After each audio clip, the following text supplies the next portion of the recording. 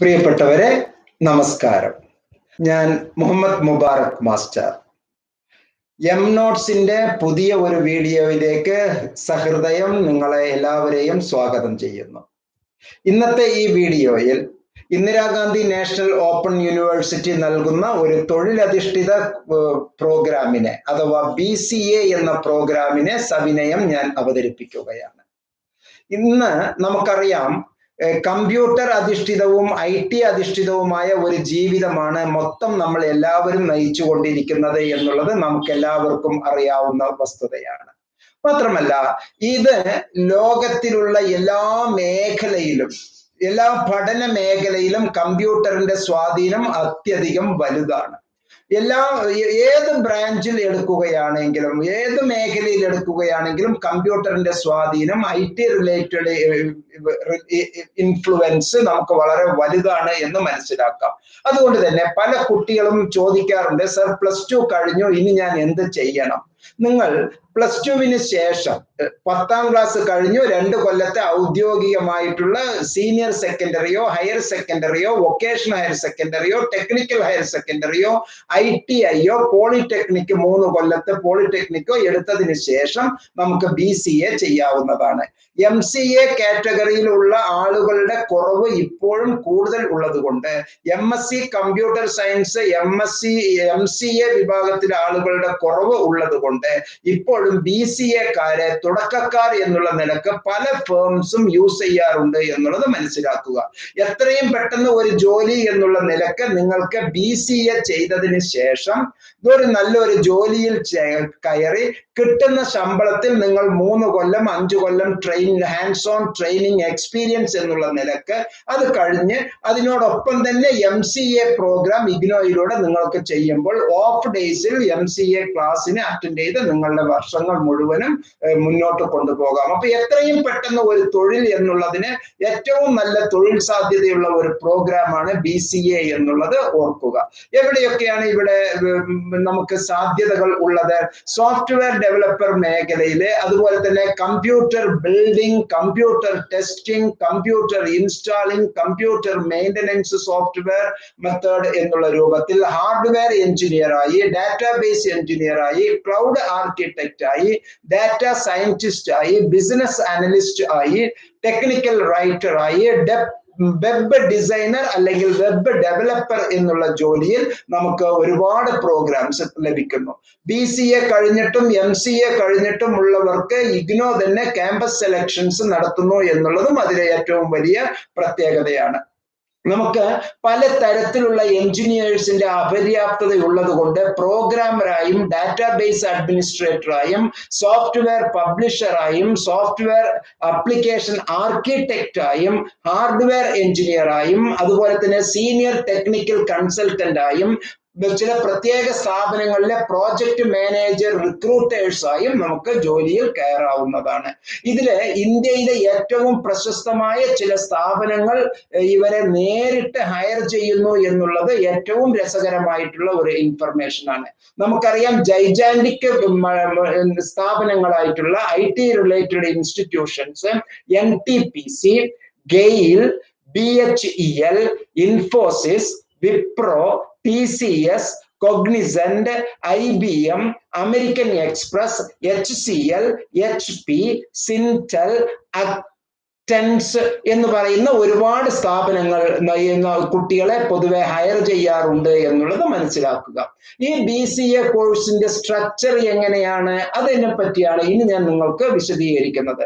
അതിനു മുമ്പ് ഒരു ചെറിയ നിർദ്ദേശം എൻ്റെ പ്രിയപ്പെട്ട സുഹൃത്തുക്കളോട് പറയാനുള്ളത്, ലക്ഷക്കണക്കിന് ആയിരക്കണക്കിന് വിദ്യാർത്ഥി സുഹൃത്തുക്കൾ ഇപ്പോൾ +2 കഴിഞ്ഞതിന് ശേഷം, പ്രത്യേകിച്ച് വിദേശങ്ങളിലും അതുപോലെ തന്നെ നാട്ടിലുമുള്ള ഒരുപാട് ആളുകൾ പാതി വഴിയിൽ പഠനം മുടങ്ങി തൊട്ടടുത്തുള്ള ഒരു ഡിഗ്രി കിട്ടാതെ ആയിരക്കണക്കിന് ലക്ഷക്കണക്കിന് വിദ്യാർത്ഥി സുഹൃത്തുക്കളുണ്ട്. നമ്മുടെ നാട്ടിൽ തന്നെ പല തരത്തിലുള്ള ജോലി ചെയ്തുകൊണ്ടിരിക്കുന്നവർ. ഒരു പ്രൊമോഷന് കിട്ടാൻ അവർക്ക് നിർബന്ധമായും ഒരു ഡിഗ്രി ആവശ്യമുണ്ട്.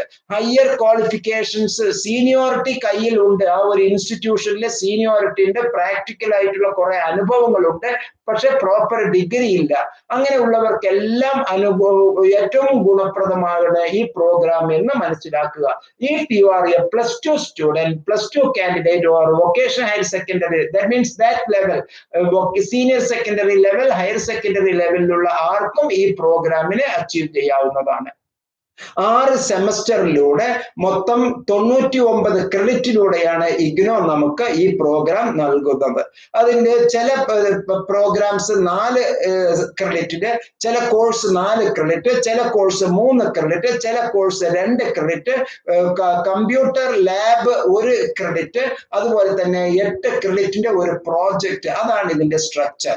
ഫസ്റ്റ് സെമസ്റ്ററിൽ ഏതൊക്കെ കോഴ്സ് അഥവാ പേപ്പേഴ്സ് ആണ് എന്ന് ഞാൻ പറഞ്ഞു തരാം. ഫസ്റ്റ് സെമസ്റ്ററിലെ foundation course in English, business organization, computer basics and PC software, mathematics, computer basic and PC software lab 2 ക്രെഡിറ്റിന്റെ.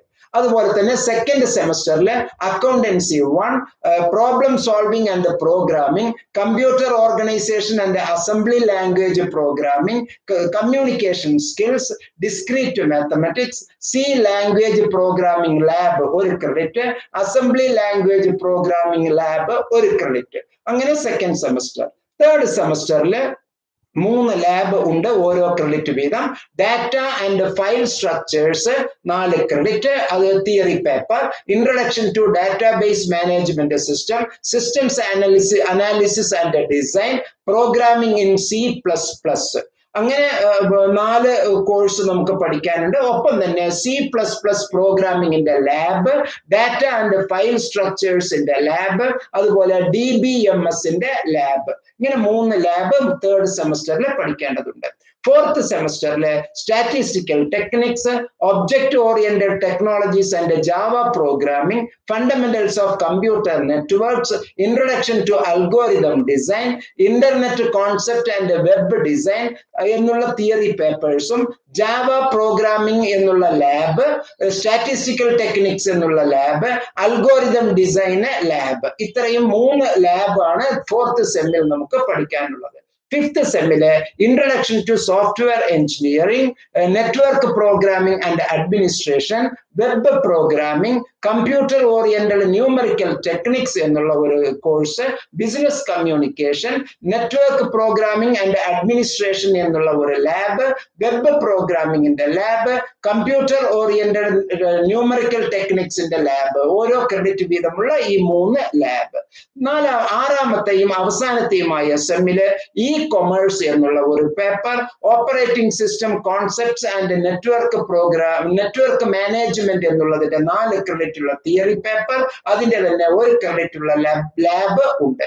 കൂടാതെ 8 ക്രെഡിറ്റ് ഉള്ള ഒരു പ്രോജക്റ്റ് അഥവാ ഒരു ഡിസർട്ടേഷൻ, ഒരു തെസീസ്, ഒരു ഫീൽഡ് ഓറിയന്റഡ് ഒരു പ്രോഗ്രാം നമ്മൾ ചെയ്യേണ്ടതുണ്ട്. ഏറ്റവും ഗുണപ്രദമായ ഈ programme Indira Gandhi national open university നൽകുന്ന വൊക്കേഷണൽ ബേസ്ഡ് ജോബ് ഓറിയന്റഡ് ഇത്തരത്തിലുള്ള കോഴ്സുകൾ നിങ്ങൾക്ക് എന്തുകൊണ്ടും ഗുണം ചെയ്യും എന്ന് മനസ്സിലാക്കുക. പ്രിയപ്പെട്ടവരെ, 1000 ആളുകൾ നേരത്തെ ഞാൻ പറഞ്ഞതുപോലെ പ്രൊമോഷന് കഴിയാതെ, ജോലിക്ക് കഴിയാതെ, ഇപ്പോഴും തന്നെ ഇങ്ങനെയെല്ലാം സാധിക്കുമോ എന്ന് വിശ്വസിച്ച് അല്ലെങ്കിൽ അവിശ്വസിച്ച് ഉള്ള 1000 ജനങ്ങൾ നമ്മളുടെ ഇടയിലുണ്ട്, നമ്മുടെ മുമ്പിലുണ്ട്. അവർക്കെല്ലാം വെളിച്ചം വീശുന്ന നല്ല ഒരു പാതയാണ് ഇത് എന്ന് മനസ്സിലാക്കുക. ഇന്ദിരാഗാന്ധി നാഷണൽ ഓപ്പൺ യൂണിവേഴ്സിറ്റിയുടെ ഈ പ്രോഗ്രാം ഉൾപ്പെടെ എല്ലാ പ്രോഗ്രാമും അസോസിയേഷൻ ഓഫ് ഇന്ത്യൻ യൂണിവേഴ്സിറ്റീസ്, ഇതിൽ അംഗങ്ങളായിട്ടുള്ള ഇന്ത്യൻ യൂണിവേഴ്സിറ്റീസിലെ അംഗങ്ങളായിട്ടുള്ള എല്ലാ യൂണിവേഴ്സിറ്റീസും, അതായത് government universities, central universities, state government universities, central universities, parliament act പ്രകാരം പ്രവർത്തിക്കുന്ന ഇന്ദിരാഗാന്ധി നാഷണൽ ഓപ്പൺ യൂണിവേഴ്സിറ്റി, അതുപോലെ തന്നെ ചില പ്രത്യേകതയുള്ള ഡീംഡ് യൂണിവേഴ്സിറ്റീസ്, ഇവയുടെ എല്ലാ പ്രോഗ്രാമും എല്ലാ കോഴ്സുകളും എല്ലാ യൂണിവേഴ്സിറ്റീസും അംഗീകരിച്ചതാണ് എന്ന് മനസ്സിലാക്കുക. ഇഗ്നോയിലെ BCA കഴിഞ്ഞതിന് ശേഷം മനോഹരമായ ജോലിക്ക് നിങ്ങൾക്ക് പോയി ആ ജോലിയോടൊപ്പം തന്നെ BCA കഴിഞ്ഞ് MCA പ്രോഗ്രാം എടുത്ത് PhD ലെവലിൽ നിങ്ങൾക്ക് എഞ്ചിനീയറിംഗിന് പോകാം. അതുപോലെ തന്നെ കമ്പ്യൂട്ടർ ആപ്ലിക്കേഷൻ പ്രോഗ്രാമിന് പോകാം, കമ്പ്യൂട്ടർ സയൻസിന് പ്രോഗ്രാമിന് പോകാം എന്നുള്ള സന്തോഷ വാർത്ത നിങ്ങളെ അറിയിക്കുന്നു. പ്രിയപ്പെട്ടവരെ, ഒരു റിക്വസ്റ്റ് ഉണ്ട്. M-Notes ഒരു എഡ്യൂക്കേഷണൽ ചാനലാണ്. ചെയ്യുകയാണ്. അത് നിങ്ങളുടെ പ്രിയപ്പെട്ട സുഹൃത്തുക്കൾക്ക്, കുടുംബാംഗങ്ങൾക്ക്, നിങ്ങളുടെ ലോക്കൽ ഗ്രൂപ്പുകളിലേക്ക് ഫോർവേഡ് ചെയ്യണം, ഷെയർ ചെയ്യണം, ലിങ്ക് മറ്റുള്ളവർക്ക് അയച്ചു കൊടുക്കണമെന്ന് വിനീതമായി അഭ്യർത്ഥിക്കുന്നു. എന്റെ ഈ സംസാരത്തിൽ, എന്റെ ഈ അവതരണത്തിൽ എന്തെങ്കിലും തരത്തിലുള്ള സംശയങ്ങൾ നിങ്ങൾക്കുണ്ട് എങ്കിൽ ഡിസ്ക്രിപ്ഷനിൽ പറയുന്ന നമ്പറിൽ നിങ്ങൾക്ക് എന്നെ നേരിട്ട് വിളിക്കാവുന്നതാണ്, വാട്സപ്പ് ചെയ്യാവുന്നതാണ്. സ്നേഹപൂർവ്വം നിങ്ങളുടെ കമന്റുകൾ പ്രതീക്ഷിച്ചുകൊണ്ട്, നിങ്ങളുടെ ലൈക്കുകൾ പ്രതീക്ഷിച്ചുകൊണ്ട്, ഒപ്പം തന്നെ നിർബന്ധമായും സബ്സ്ക്രൈബ് ചെയ്യണം എന്ന് ഉണർത്തിക്കൊണ്ട് ഞാൻ സ്നേഹപൂർവ്വം വിടവാങ്ങുന്നു. നന്ദി, നമസ്കാരം.